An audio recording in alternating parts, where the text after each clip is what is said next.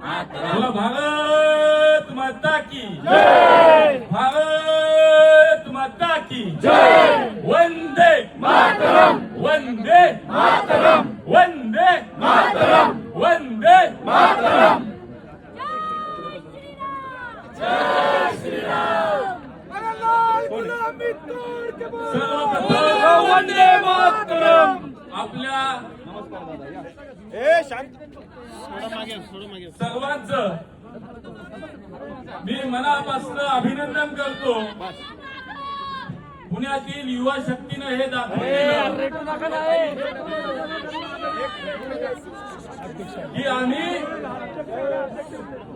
देशभक्त युवक, राष्ट्रभक्त युवक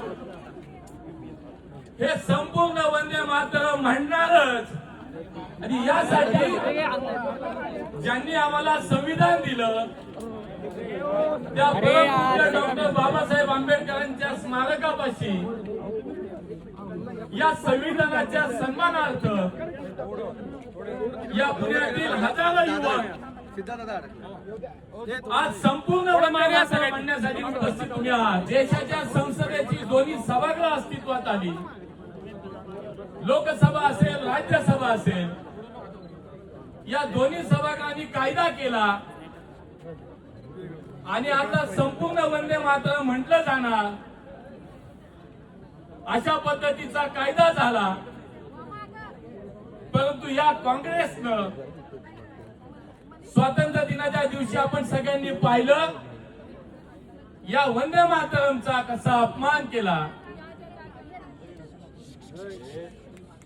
देशभरातील मुठभर अशा एका धर्मीयाच्या वोट बँकचं लांगुल चालन करण्यासाठी त्यांनी संपूर्ण वंदे मातरमला विरोध केला।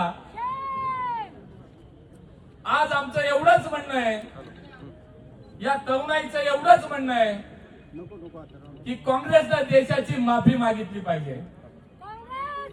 देशाच्या स्वातंत्र्य संग्रामामध्ये वंदे मातरमचा जयघोष करत आमचे शेकडो हजारो स्वातंत्र्य सैनिक हे फासावरती लटकले, त्या शहीद हुतात्म्यांची माफी मागितली पाहिजे। संविधानाचा अपमान आपण केला, डॉक्टर बाबासाहेब आंबेडकरांच्या संविधानाची माफी मागितली पाहिजे। आणि म्हणून आज पुण्यात कोण येते जाते आम्हाला काही घेणं नाही, पण या देशातला राष्ट्रभक्त युवक हा संपूर्ण वंदे मातरम म्हणल्याशिवाय राहणार नाही आणि तुमच्याकडनं म्हणून घेतल्याशिवाय राहणार नाही, हाच इशारा या निमित्तानं आम्ही तुम्हाला देतोय।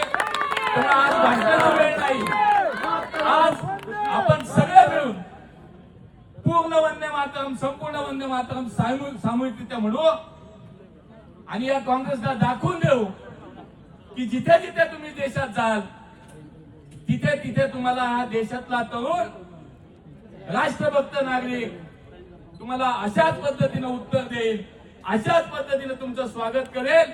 एवढंच या निमित्तानं पुन्हा एकदा पुण्यातल्या या हजारो युवकांचं, युवतींचं मी मनापासून अभिनंदन करतो। आपण या देशाची ताकद आहात, आपण या देशाची शक्ती आहात आणि म्हणून आपण जो निर्णय करताय आपल्या बरोबर आम्ही सगळे उभे आहोत, आपल्या सोबत आम्ही आहोत। पुन्हा एकदा सगळ्यांचं खूप खूप अभिनंदन। बोला वंदे मातरम, वंदे मातरम, भारत माता की जय।